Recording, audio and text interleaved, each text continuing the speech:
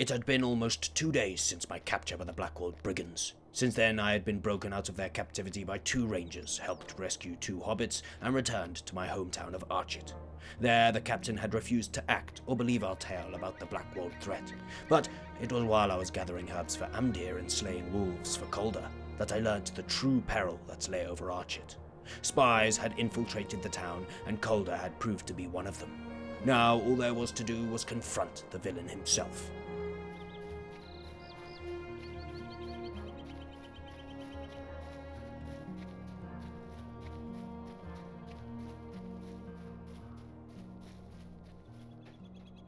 Impossible! A weakling like you defeated the Wolf Master? Calder showed no shame in his betrayal and did not think Brackenbrook would believe me. I was in a vice. I could not strike him without solid evidence, but he had revealed that the attack would occur that very night. I hastened to Strider to bring the news and bring Amdir the herbs he so needed. Calder Cobb is a traitor. Danger has found you earlier than I predicted. I cannot decide which is more dangerous right now. Calder Cobb's treachery, or the ignorance of Captain Brackenbrook. Strider was perplexed at how information on my whereabouts had so quickly travelled. Too angry was I to sense anything amiss on such an intricate level.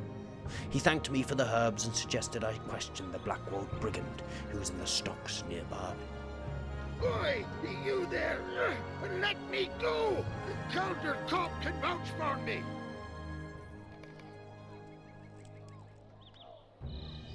What you need?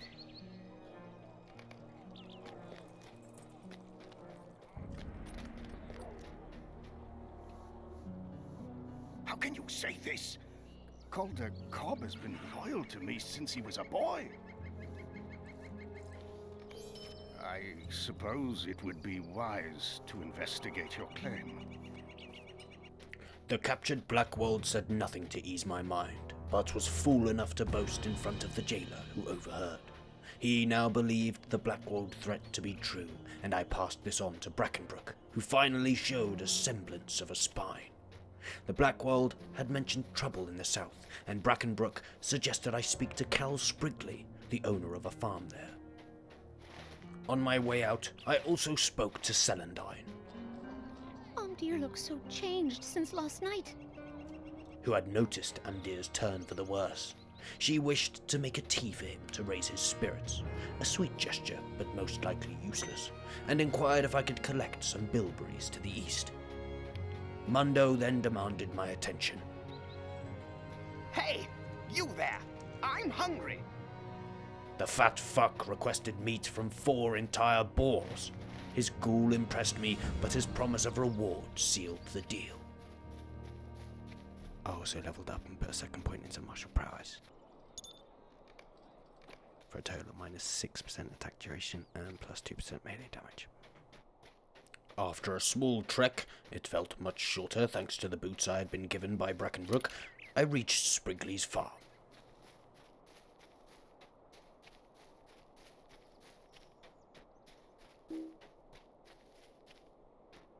A stranger, eh?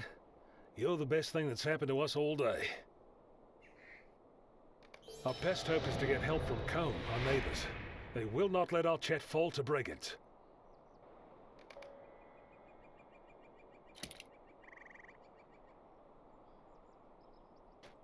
Could I speak with you a moment?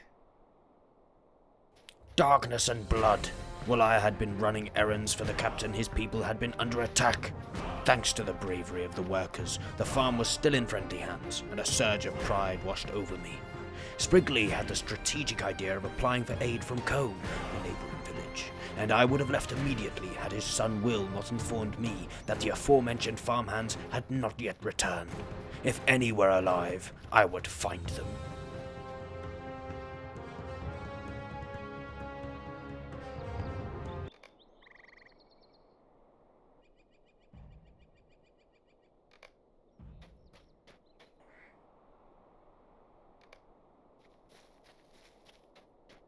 Oh dear, so they had all been slain.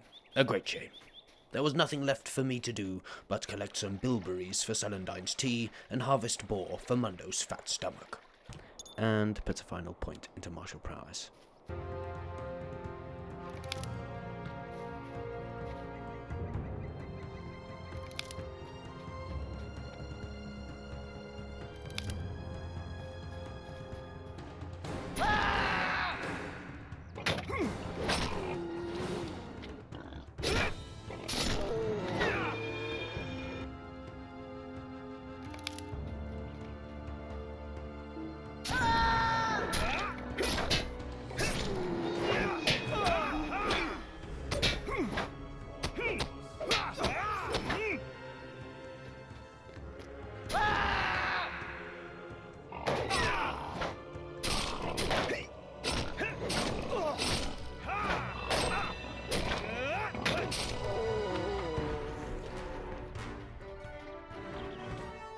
I then returned to Will with the news.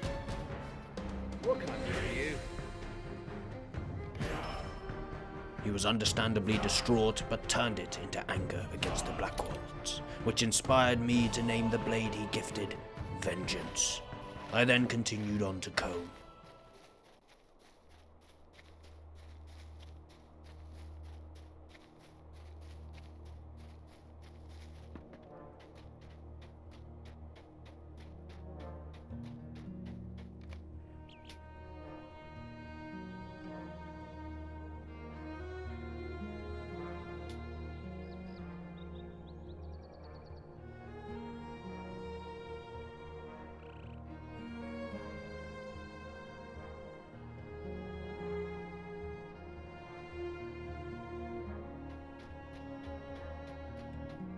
The brigands were smarter than they looked.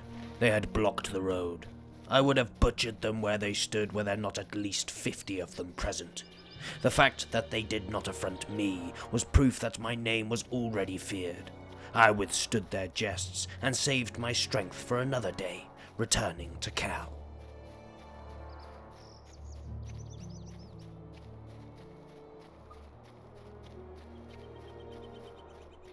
This cannot be. I must write to Brackenbrook at once. Blessed be Cal. He had given me a letter describing the threat of the Blackwolds in terms clear as day. Finally, I had the proof Brackenbrook so desired. I only hoped it was not too late. But first, I hastily delivered the bilberries to Celandine. Lovely. This is sure to cheer Omdir right up. This tea will help Omdir feel better. I just know it. She made the tea, I delivered it. I thank you, but I have not the stomach to drink this now. Amdir felt sick but pretended to drink it, Did my tea perk him up? I knew it would. and Celandine was convinced her grandmother's recipe had worked. And Mundo didn't even thank me, This will do nicely. It gives me something to munch on for a bit, at least. but rewarded me with the promised ring. It was fine.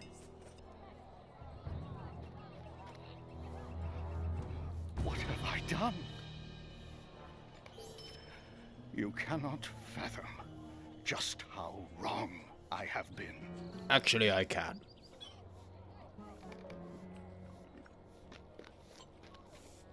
Do not despair. You have done well.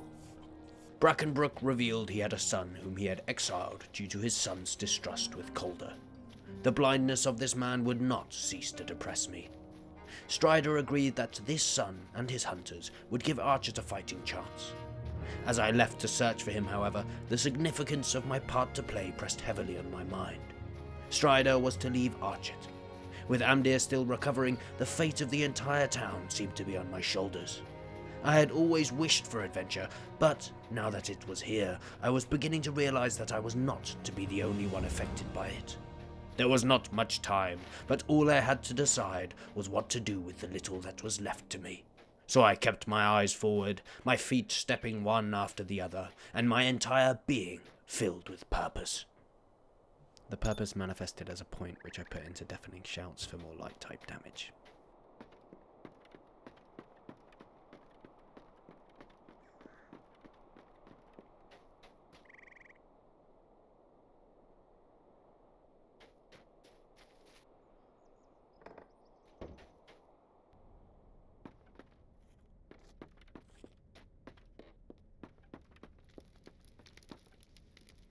I presume you're here to bring me ill news from town. Calder Cobb has shown his true colors at last.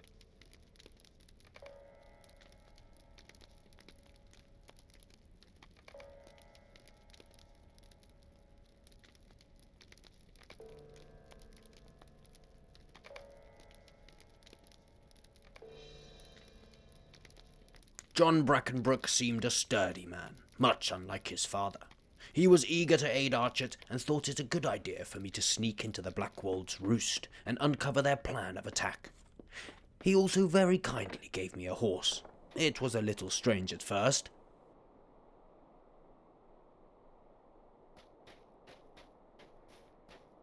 But I soon warmed to it and named him Bill. A sword from the Sprigley farm, armor from Strider himself, and a mount from the hunting lodge. I felt unstoppable. Sneaking into the Blackwold camp would prove no issue, for I intended to do no such sneaking. Any Blackwolds that crossed my path would taste vengeance.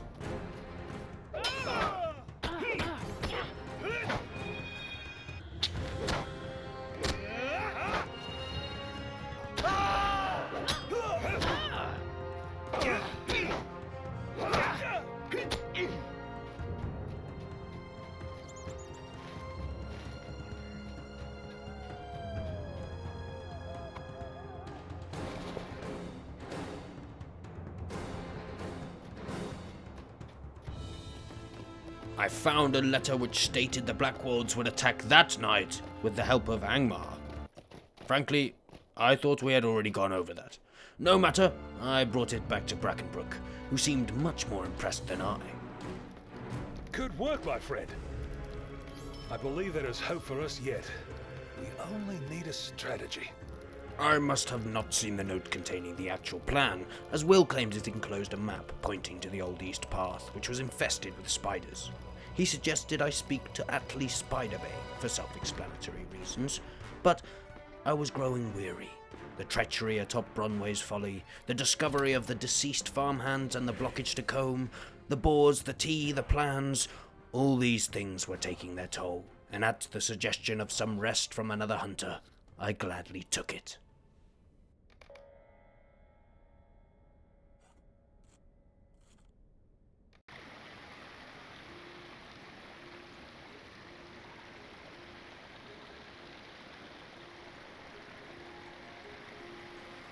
Listen to my words. I am Galadriel, the Lady of the Golden Wood. Do not be afraid, my friend. Your people are short-lived, but the fate of Middle-earth is yours to command. I will not long disturb your sleep.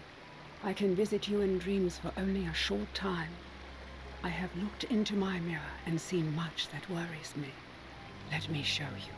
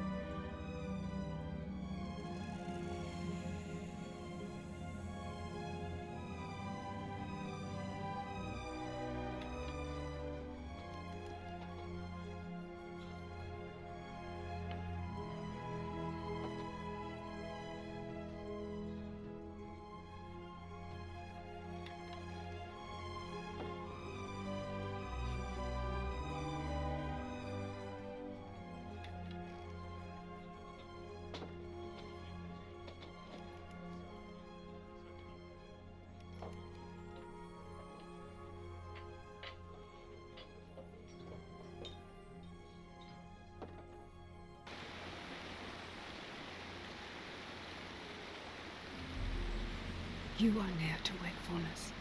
The last tendrils of sleep will soon release you. You ask why I wanted to show you this? It is for one reason.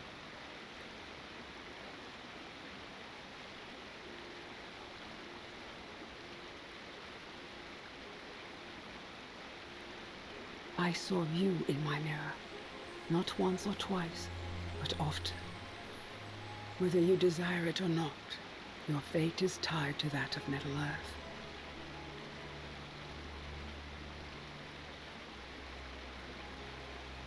Do not forget my words when you awaken.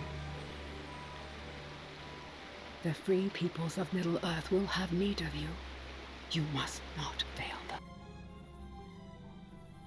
It seemed evil was rising all over Middle-earth. I was shown places and things I had never seen before. Angmar, great monsters of towering stature, the return of Sauron, and sickly kings. The face of the fair elf Galadriel would never fade from my memory, nor the place of rest she had taken me to. Archit was beginning to seem a small piece of a vast puzzle that nonetheless must be placed. Above all, I was to be near the center of it all. The pressure I had started to feel had begun to press into something harder than diamond. I would be the shining star of Galadriel, a warrior of the people, traveling endlessly until all had been put to right. My fate was destined for something more, and I was finally able to snatch it.